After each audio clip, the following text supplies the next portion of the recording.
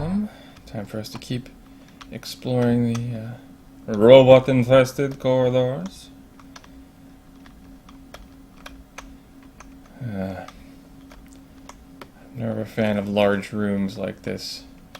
Especially, it's got one piece of debris in it. They didn't bother to address this room at all. Why did they not do that? My gut always tells me.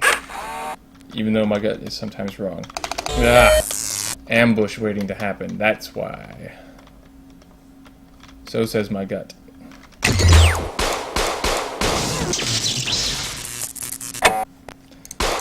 And time to switch over to Teflon. We're fighting lots of robots. Oh, sweet.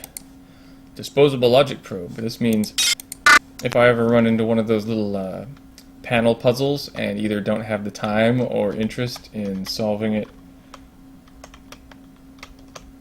myself, I can just use that little device. I should probably... Whoa! Should probably spark beam most of these little guys, though. The Teflon, I should save for larger robots. Yikes. Or the more durable ones, like the maintenance bots and the hoppers.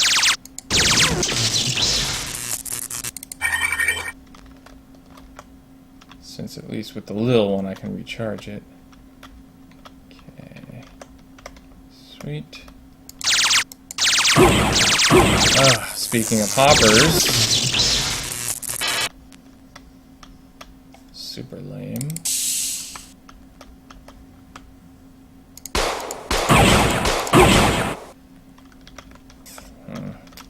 Now, 5 shots with Teflon.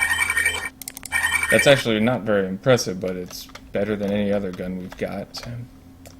Just when you think you're getting ahead of the game, they keep the balance so that you're always working for it, which I guess is good game design.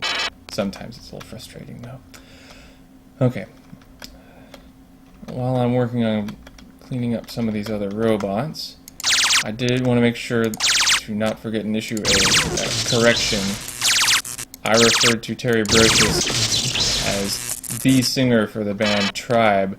Actually, she was keyboard and backing vocals, although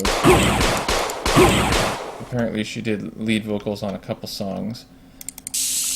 For the most part, though, lead vocals for Tribe were done by a woman named Janet Lavallee.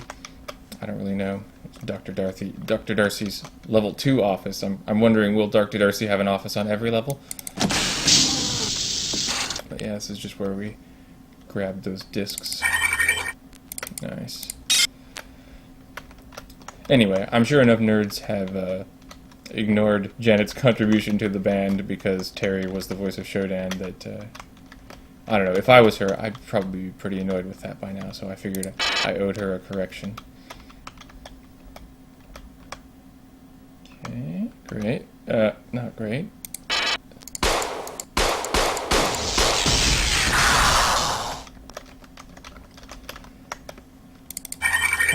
But also, well, let's see. Ducked, goose. No exit. At least the auto map doesn't show any other clues. And I didn't see anything on the walls. But 3 members of Tribe actually ended up at Looking Glass. Eric and Terry Brocious, and Greg Lopiccolo. And Greg was hired to... Well, actually, he wasn't hired at that point. He was just contracted to do the score for the game. So all of that lovely music that we're not listening to, I guess, is done by Greg. Oh, here's a funky new texture. Sensor grid panels.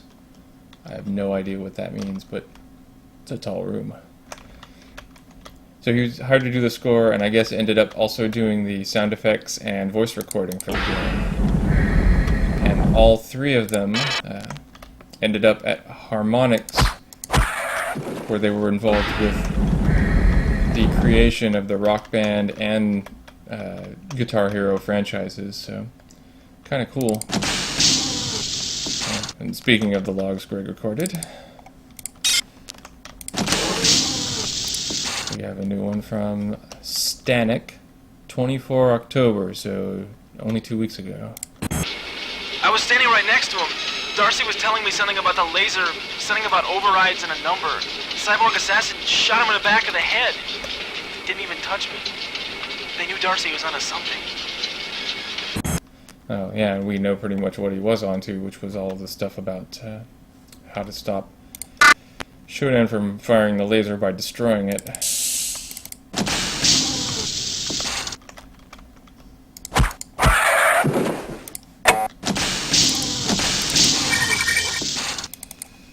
I guess I should use these berserk patches at some point, but...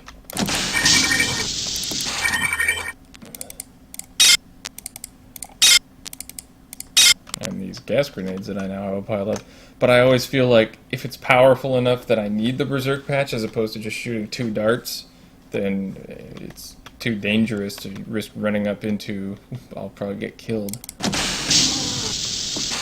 So I'll probably end up with a huge pile of berserk patches. Bunch more zero gravity creatures. I'm kind of tempted to leave them alone. If the gas grenade was on a timer, I would totally do that. But the gas grenade's like the frag. I know this from previous horrible experimentation that has been deleted for security reasons. National security, definitely. Group 4 access level required. I don't know, I guess I should kill all these guys. But I don't want to because they're going to be mean. Yep.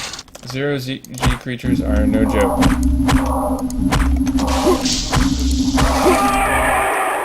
See, that was half a clip to kill one.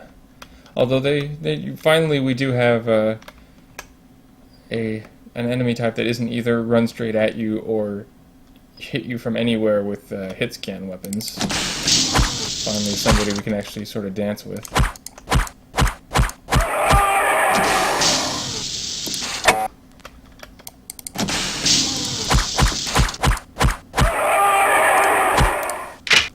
And I'm pretty low on that ammo. I don't think any of these guys leave anything behind.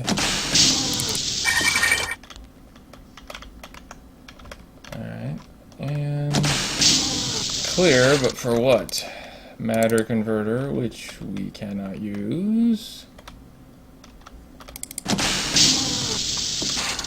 And we are clear.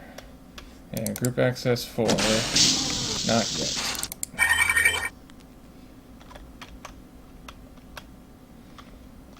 And they sort of force you to remember that the game has a physics engine there.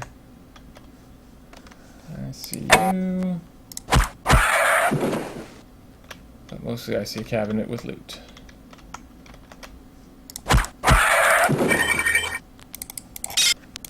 New log from Baerga, 16 October. So 3 or 4 weeks ago. Well, 3 weeks ago. Those gas grenades are lifesavers against the mutants. Just bombed a pack of them and snuck right by him. No problems. With enough grenades, we may still stand a chance. Well, I got 4 of them, but I don't know. Mutants that seems like a waste. I mean, I guess I am also almost out of darts, but man, side patch time, you think?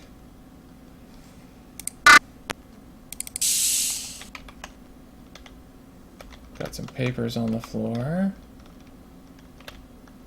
Other than that, everything looks pretty clear in here. Control pedestal, yeah, looks like the papers are about it. Negotiations continue to go well with United Earth Miners over rights to Saturn's moons. Tri-Optimum position to make a deal since Citadel's in orbit and has equipment for preliminary surveys. Profit projections, blah blah blah. Lawyers are researching legality of imposing a 4% shipping tax. Meh. Tri-Optimum business memo. Nobody cares. There's almost certainly loot in here, but now we have radioactive waste barrels as opposed to the biological waste we were messing with before. Oh, but we're out of time, so I'll get irradiated and pick up some new loot in the next installment.